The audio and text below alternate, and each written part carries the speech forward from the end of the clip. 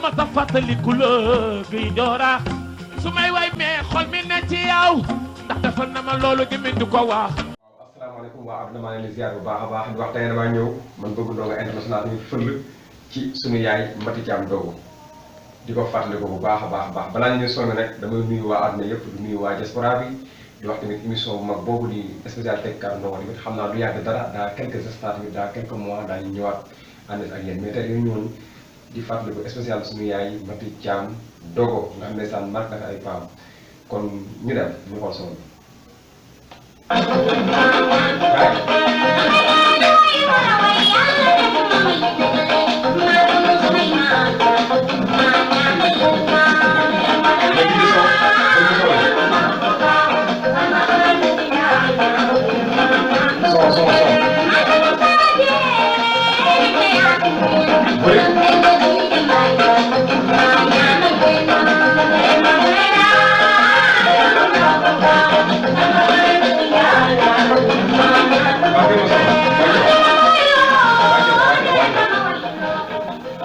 ndeysaan yéen a dégg tamit ndeysaan suñu yaay Mati Thiam Dogo nga xam ne ñii ngeen marqué seen ay temps mais bul pause ñii dañoo marqué seen ay temps ndeysaan wooy ba mooy jotee tamit c'est que li mooy aar da ngay war a wax ndeysaan ëllëg ku ko déglu rek moo am fu mu la yóbbu fu kawe comme tuuti soo ñam soo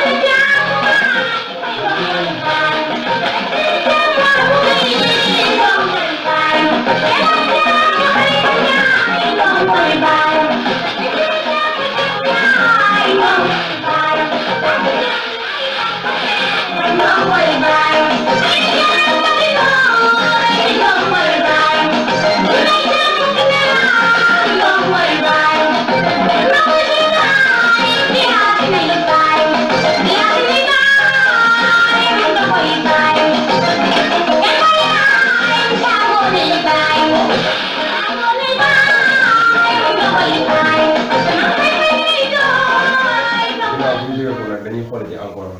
beneen Mati Thiam Dogo ba tey Mati Thiam Dogo kon ñu dem let's go.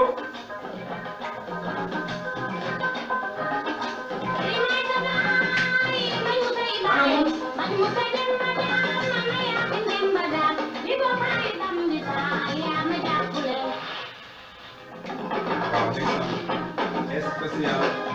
Mati Thiam Dogo let's go.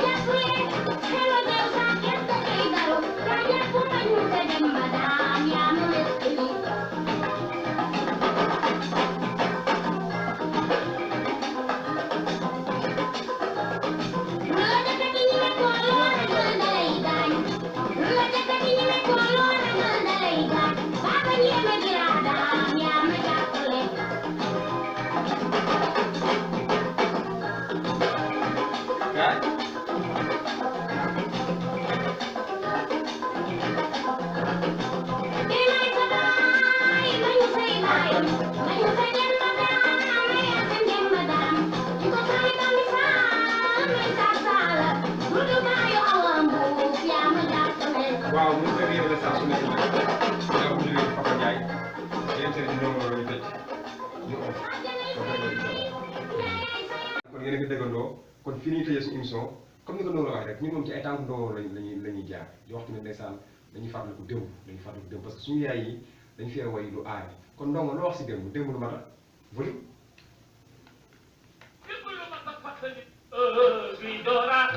su may way ba toll ci way wi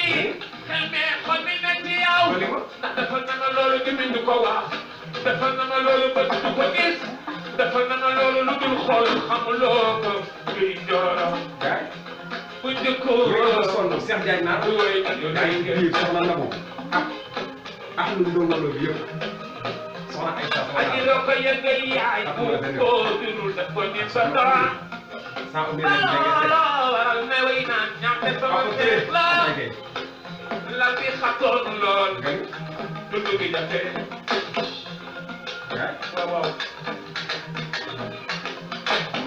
bu ma demee waalo waaw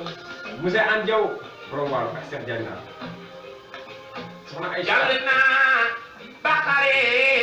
Galla yee fekk fakkan Cheikh Diagne naa Guuji Ablaye Diop maam booy doole ma ñaar tey la waalo ay waaw ndeysaan mbokki waa diaspora bi mbokki waa àdduna mbokki suñu mbokk entrepreneur yi ñu seetaan tamit ndeysaan télévision moom boobu di Bëgg Ndongo TV international maa ngi gërëm bu baax a baax téléspectateurs yi di wax ne tamit ñoo ko bokk Bëgg Ndongo ñun ñëpp ñoo ko bokk télé bi suñu télé la di télé Ndongo Lo ñu Bëgg Ndongo TV international di télé askan wi ñëpp a ngi ci biir ku bëgg ñu dara laaj lépp boo ñu connecté yaa ngi ci biir tey nag lii mooy suñu cëppandoo émission spéciale fàttaliku suñu yaay Mati Thiam Dogo nga xam ne sax Ndongo sax woy na ko kon Ndongo nee na démb ba la fàttaliku dañoo marqué seen i empreinte si aar bi di bëgg ñëpp nag di sant suñu sëriñ nag Serigne Dame Diouf lambaa naa la di koy ziar bu baax a baax di sant tamit waa groupe VIP Mame Cheikh ñu di bëggee boo ko xam ne Thiam ba staff di jaate ñëpp bàyyi kenn di bëggee nag soxna Aïcha Fall ñu lay bëggee Fall leneen ak tamit waa groupe bi soppees Serigne Dame Diouf lambaa naa la di bëggee waa Pikine nag ñëpp di wax tamit gars yi xam naa ko ni dans quelques instants daañu def suñu tournage dañ nekk ñu tournage suñu spécial tekki kàddu Ndongo bi xam naa boobu tamit dina ñëw encore seen deuxième numéro dina ñëw di yàgg ko defee tamit émission boobu ngeen xaar ko nga xam ne waa arde beeg ñëpp moom la ñuy xaaral ca télévision Bëgg Ndongo TV international bi di wax gars yi kon ciao dig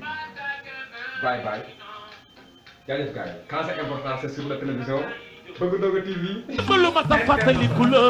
guy doora su may way ba toll ci way wi xel me xol mi ne ci yow ndax defal na ma loolu gémmiñ du ko wax defal na ma loolu bët du ko